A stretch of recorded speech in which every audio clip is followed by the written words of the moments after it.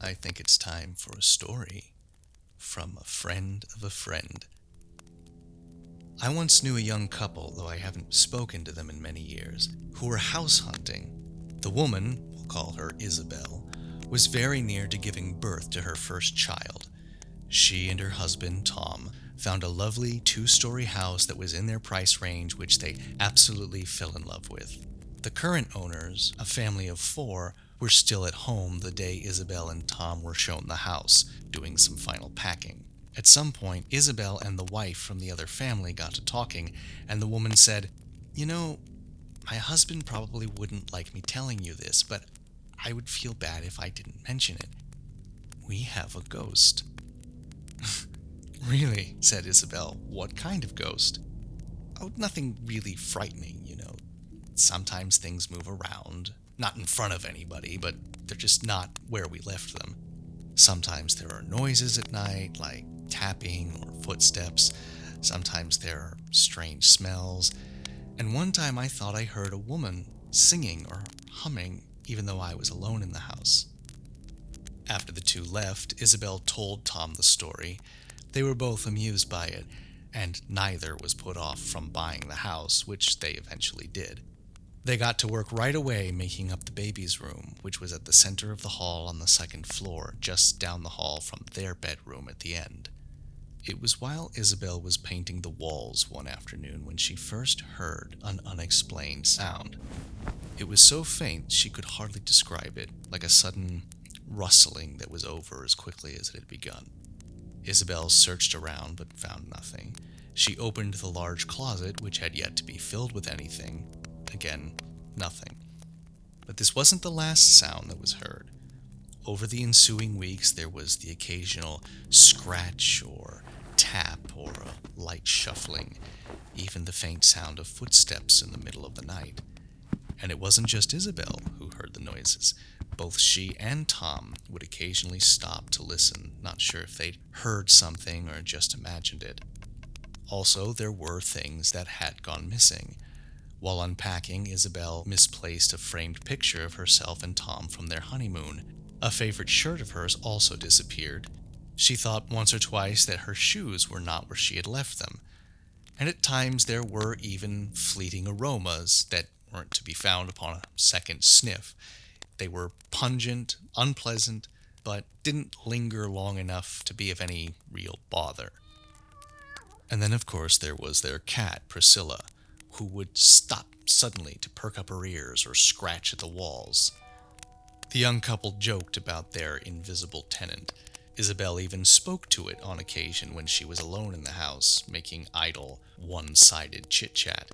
They even named the ghost Julie, after a girl who liked to scare Isabel back in school. But any thoughts of Julie were quickly forgotten when Isabel's baby was born. It was a boy, as healthy as anyone could ask for. Despite the work that had been done in the baby's room, the child spent the first few weeks in a crib in its parents' room.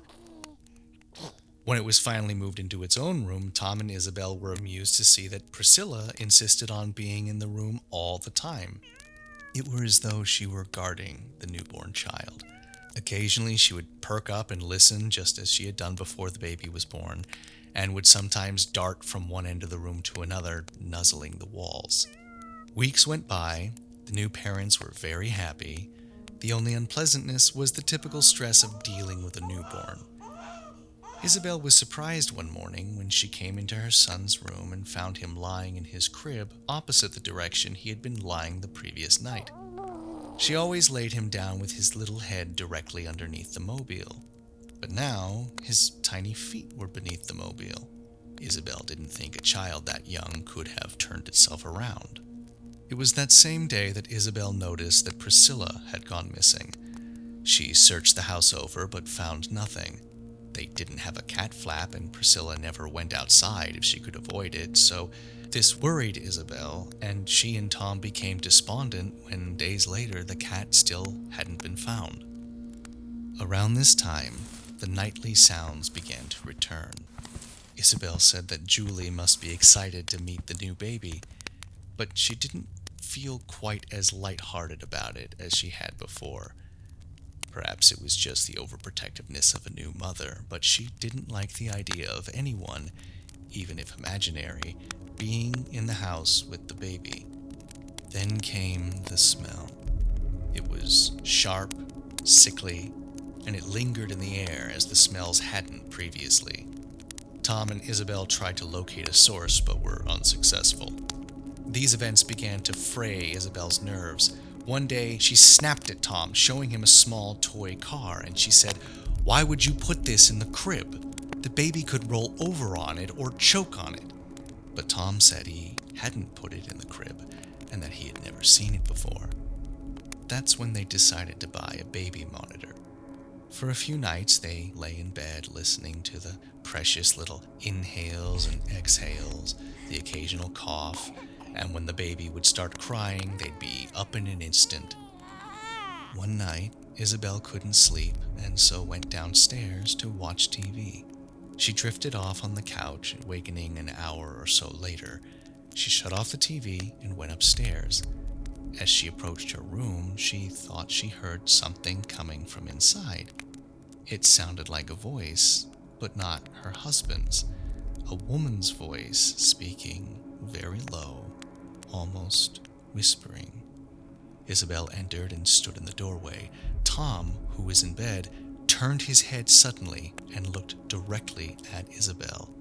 Then he leapt off the bed, charged at her, blew past her, and ran out of the room, leaving Isabel standing in total shock. The reason he had done this is because he too had heard the woman's voice, but he thought it was Isabel's. It was coming from the baby monitor. When he saw his wife standing in the doorway and still heard the voice, he bolted for the child's room. Isabel was pulled out of her shock when she heard a woman scream, then her baby crying. She ran to the baby's room and found Tom fighting with a strange woman for the child. The woman was filthy, hair wild. Tom tore the infant from her arms. The woman ran, but not out the door. She ran into the closet. Tom handed the child to Isabel and went after her.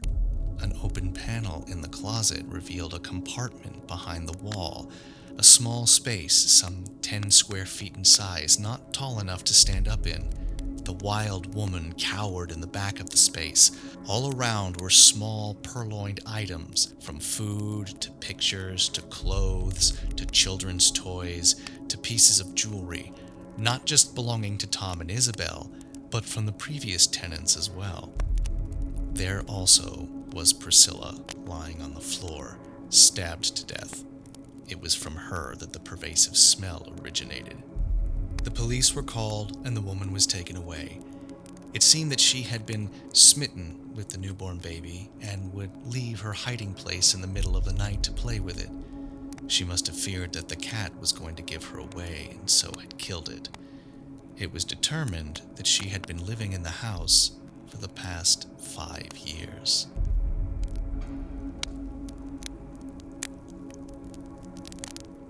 Now that we've heard that cozy story, I'd like to tell you about something else you might be interested in. It's the Halloween season, and Haunted Soiree has returned for its 4th year. Haunted Soiree is a macabre cocktail party that takes place in a grand haunted house filled with ghoulish live entertainment.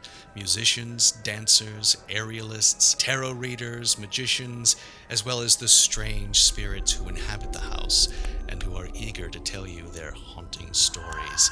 Your ticket comes with 5 signature cocktails to enjoy as you roam the house, learning its secrets.